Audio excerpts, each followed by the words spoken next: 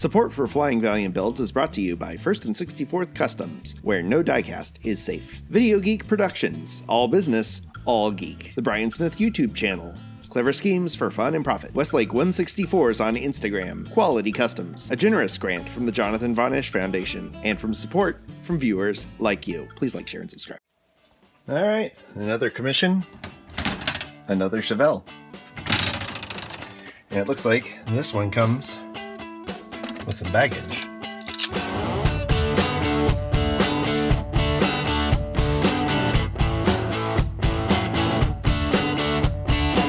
Hey there folks, Chuck here, and wow, where were we? Last we did a build, it was for Veterans Day, and congratulations to Jake Rademacher for winning the auction. The auction was a huge success. It raised over $200 to help the National Veterans Homeless Support here in Florida, which was amazing and very moving, and I appreciate Jake for being the winning bid.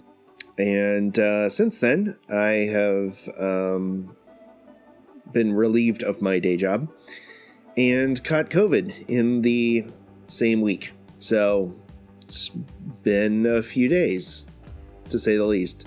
So I wanted to get this video out a bit sooner, but trying to work between me being sick, the rest of my family being sick. First of all, I'm doing okay. Thanks for asking.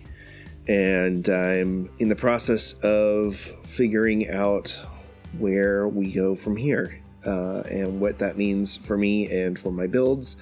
I would like to use this opportunity to focus more on my builds and growing this channel and making more content for all of y'all to enjoy.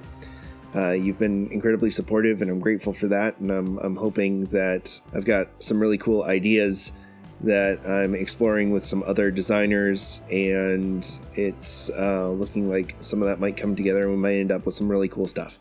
So please bear with me, please subscribe, please ring the bell, because there's going to be a bunch of cool stuff coming, hopefully. So let's keep our fingers crossed here. So I'm going to try and get through this video without coughing directly into the microphone.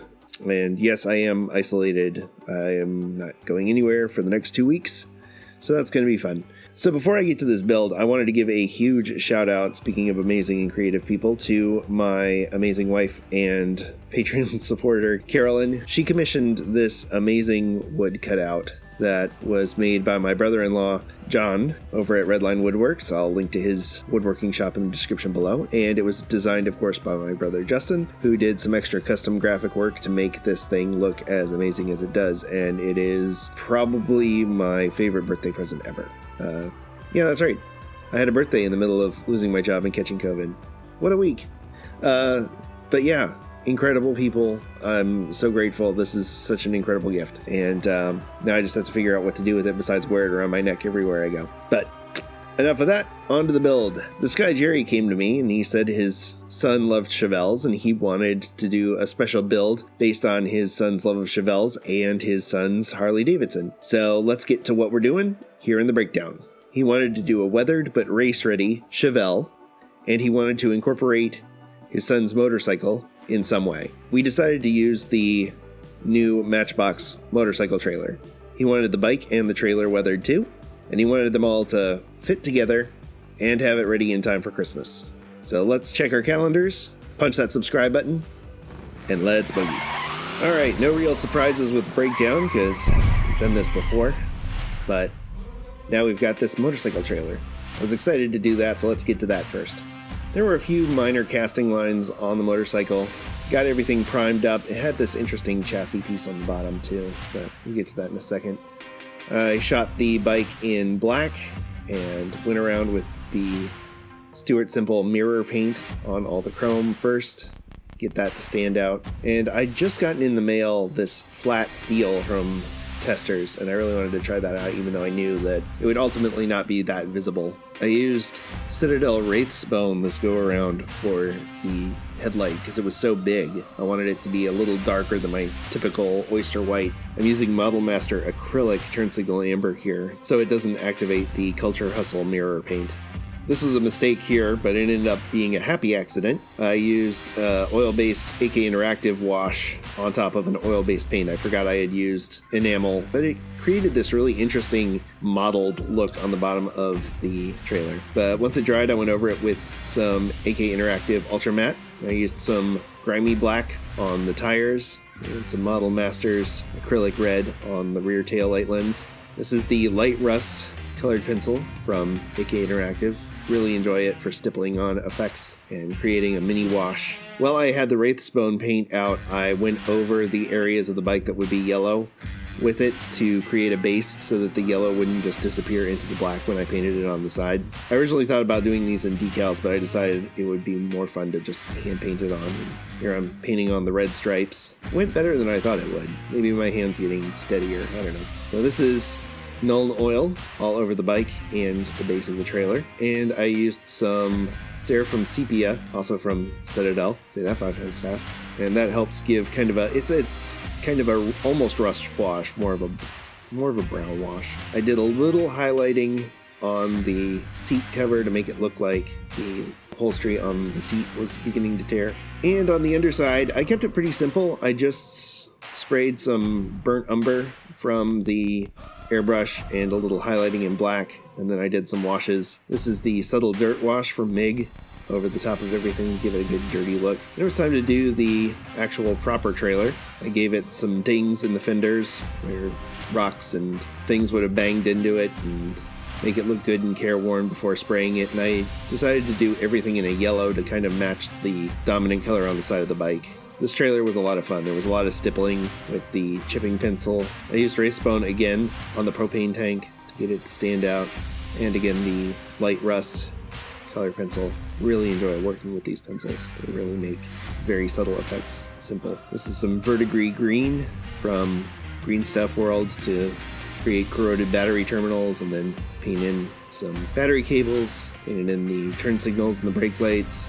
And this is Nuln oil again, all over the top to give it a dark, grimy look, and a little rust wash on top of the propane tank. These are Greenlight. I think they're from the import set. They're a smaller set. They might be off of the Volkswagen one. I'm not sure. I'm pretty sure they're off the import set. I gave them a coat of Ultra Matte to dull up the tires, then the MIG Subtle Dirt, a rust wash, and then a Nuln oil wash to go into the crevices and create the illusion of the cutouts in the wheels, and snap everything together. And it's time for the car.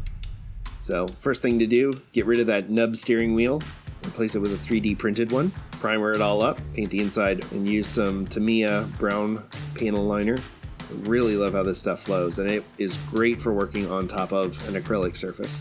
I know I harp on this all the time, but if you're using an acrylic paint, go over it with an oil wash, and if you're using an oil paint, go over it with an acrylic wash, and you will be much happier in life. I gave it a pale red shift knob, as per my typical interior accent. I love a red shift knob. And a little detail with the Stuart Simple mirror paint and some MIG General Dust. Really like how this stuff works in. It's weird because it starts out really kind of greenish, and then it really works into this nice pale dust color. And final touch-ups. And I hit the shift knob with a little wet effects so that it has a little bit of a shine to it, and it's on to the chassis. The wheels that I'd selected to go in the underside of the car really did not jive with the chassis of the car, so I had to cut some brass tubing and then drill out the holes on the side of the car so that the axles would fit in, and put on a blob of thick CA glue, hit it with the activator, get the chassis painted, did a undercoating of it with burnt umber and black while I was painting the other parts of the car. And once again, the mirror paint for the bumpers, because I like the chrome even on my weathered builds to have a mirror-like quality to it. It just adds a little more realism to it, I think, even in this tiny scale. I detailed some of the chassis with the flat steel as well. I wanted the exhaust pipes and the gas tank to at least look sort of newer than the rest of the underside, like they had been kind of taken care of or replaced at some point, and then add a bunch of washes and oil stains and stuff to mark up the rest of the car. This is where things went a little overboard with the secret weapon rust shadow, and I dabbed it off and I actually was pretty happy with the result. I used Lead Belcher to do the grill because it has a nice corroded aluminum look to it, and then went over that with some AK Interactive panel liner because, again, it's oil-based over water-based, and I was careful not to get any of the oil-based wash on the oil-based bumper. This is the Model Masters stoplight red again, and turn signal amber. They have pretty negative reviews on eBay and other places, and I can see why.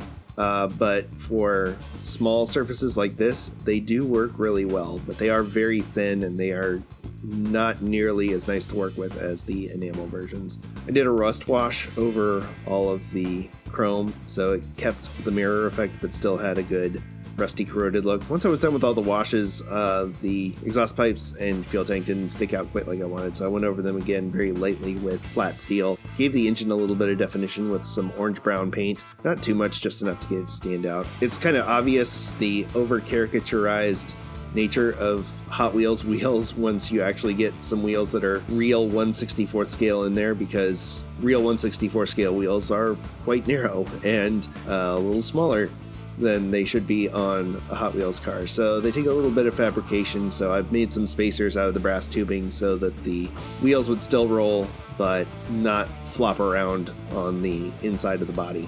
That took a lot of trial and error to get those to fit right. That ultimately was worth it. Went over the chrome on the wheels with the flat steel again to create that corroded aluminum look before finishing them off with a little subtle dirt and some rust wash. Then I did a test fit and realized the interior did not fit with the new tubing, so it took a little clipping, a little trimming, a little dremeling, and ultimately it ended up okay. Now the part that we've all been waiting for. Here comes the body. I didn't go too crazy with the dents and dings. I wanted this one to look like a pretty good survivor car. I used the original axles from this car to create the side view mirrors. Just clip with the lineman's pliers, give them a bend, and use the nail clippers to get it to its final shape. And it's amazing. The final result is a very convincing looking side view mirror. The trick is, especially with this casting, to get the inside as flat as possible or the interior won't fit. And it was off to the paint booth, and luckily I already had some Chevelle stripes left over from previous builds. These are from my inkjet printer, and I haven't made Chevelle stripes with the LaserJet, and you can see there was some ink that came off with putting these on, and I think if I did it with my LaserJet printer it would not have that issue. Now that I can print white and I can print LaserJet decals, I'm going to move over to doing that. This is the part that's the most satisfying for me to watch, as self-congratulatory as it is to watch yourself work, but I just enjoy working with this pencil so much, the chipping pencil, and I'm glad I ordered a second one before I lost my job, because I am going to definitely be using up this pencil very soon. You can see it is almost gone already, just because I enjoy using it so much. It creates such a great effect, and the little smudge there in the middle of the roof was actually created by accident. I had been working on the trailer and put my finger on it and it left that little smudge on top, and I actually really liked it, so I left it. Off camera, I'm dipping the pencil in the water and then tapping off the water, giving it a few swipes to dry off the pencil just a little bit, and then rubbing it on and then dabbing at it with a boar's hair bristle brush, and the end result is just incredible. And it wouldn't be one of my weather builds if I didn't have a mismatched body panel. So this is some ATSF red in polyscale, and this is the red primer pencil from AK Interactive. I wanted to have a few primer spots on the car to make it look like it had been repaired at some point, so I used concrete marks for some gray primer and the red primer for some red primer. And once everything was on, I brushed over it with some dull coat. I remembered I had this. It's an oil-based flat clear. All my other matte varnishes are water-based. I had so much water on the car from the water-based paints and the pencils, I didn't want to mess anything up. So I went over it with this oil-based dull coat that I've had for a while, and it turned out really well. It did a good job of not disturbing things for the most part. There was one area I had to go back and touch up. And again, I wanted the replacement door to be in a little nicer shape, but I did give it some rust streaks. And then went around with the Vallejo dry rust paint, which is one of my new favorite paints, and have that fill in all the shadow areas and the rust holes on the bottom of the car. And this is the dark brown panel liner from Tamiya again, another one of my new favorites. It just does such a good job of flowing into the cracks and crevices and really making them stand out and look realistic. And I think I like it better than the AK Interactive, but it just works so well as a pin wash, as a panel liner and as a shadow tool. Once it dried, I went over it with a cotton swab to dab up all of the residue, and it cleaned up very nicely. And I used the mirror paint again for the window trim and for the hood pins and around the headlights. Just a real nice paint to work with. You just have to be careful because it takes a while to dry and it does reactivate very easily, so you have to make sure anything you put over top of it has to be water-based. Like this oyster white paint, for example, for the headlights. And then the turn signal amber and the stoplight red. I used Wet Effects, which is oil-based, but it's clear, over top of the headlights to give them that glass look. And I did a rust wash over the window trim to age it up some. The windows I decided to keep pretty clean because I wanted this thing to look like it was in regular use and that someone was taking a little bit of care of it. So I just gave it a dip in the Pledge floor gloss and a once over with the Vallejo rain marks and wiped that clean with a cotton swab. So it looked like there was a little smearing from using the windshield wipers, but that the windshield and the rear window weren't filthy. And with that, it's time to bring it all together. Last step, put on the decals. Jerry wanted Indiana decals, so I made up some.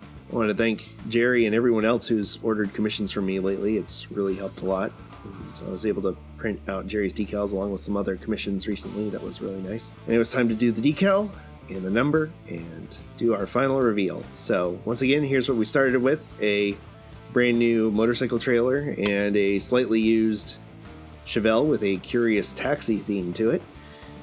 And here's where we ended up: a weathered but race-ready Chevelle towing home a new project. Personally, I think this is my favorite weathering job so far. I really like how the yellow turned out. I'm really happy with how the motorcycle turned out, and for hand painting lines, I think that turned out really well. This was a lot of fun. The trailer is a lot of fun. It's a really cool thing to customize, so if you're a customizer and you want to get into something unique, I highly recommend the motorcycle trailer. So excited that Jerry hired me to do this, and I really hope that his son likes this. I'm really honored that someone picked my work for a Christmas present. So speaking of thanking people, as always, I would love to thank my patrons. You saw the Bandit level patrons at the top of the show, but I would also like to thank my Rockford level patrons, Mid-Island Customs Diecast, thank you, Evan. My amazing wife, Carolyn, the best math tutor on Zoom, and my Douglas level patrons, the Drew Rants and Raves podcast, Jordan Kleinhenn, Curtis Crafts on YouTube, and a special welcome to my brand new Douglas level patrons, Jim Silva, who is amazing builder, and I'm incredibly flattered that he decided to support this channel, and he's a huge inspiration for me. Thank you, Jim. And Devil's Details Diecast, who is another amazing builder and does a lot of really epic Gaslands builds. You definitely need to check out both their channels. And if you love Gaslands, you'll love Jamie's channel over at Devil's Details Diecast. So check him out as well. Thank you both very much. So yeah, as things are shaking out, I'm currently wide open for commissions. If you want to have decals done, I can do decals with clear backing, white background, or white ink. I can do 3D printing if you're looking for 3D printed details. So if you have something special in mind that you need some help with, please hit me up at flyingvaliant@gmail.com or order a commission of your own. I have a pretty good inventory of cars to work from, or you can send me something and I will build it for you. So let's talk. Once again, I'd like to thank everybody who has been helping me through this really weird and rough time. I know that everybody's having a rough 2020, and I am in an incredibly fortunate situation that I can fall back on this for a little bit while I figure out what's next. Please take care of yourselves, take care of each other, wear a mask when you go outside, and ask people where they've been before you hang out with them. But yeah, speaking of masks, if you want a really fancy looking mask, you can check out the Flying Valiant team merch store, where we have stickers, masks, t-shirts, all kinds of really cool stuff with some really cool designs from my brother. He has a lot of other really cool automotive themed designs that you should check out as well. So it's not just Flying Valiant stuff over there. And that all goes to support him and thank him for doing the graphics for this channel. If you want to support the channel in a way besides liking and subscribing, you can visit flyingvaliant.com and check out my Patreon. Or you can follow me on Instagram or Facebook at Flying Valiant. As always, I want to thank you for coming along with me for the ride. And be sure to buckle up, because it's about to get really interesting. So until next time, stay fresh, cheese bags.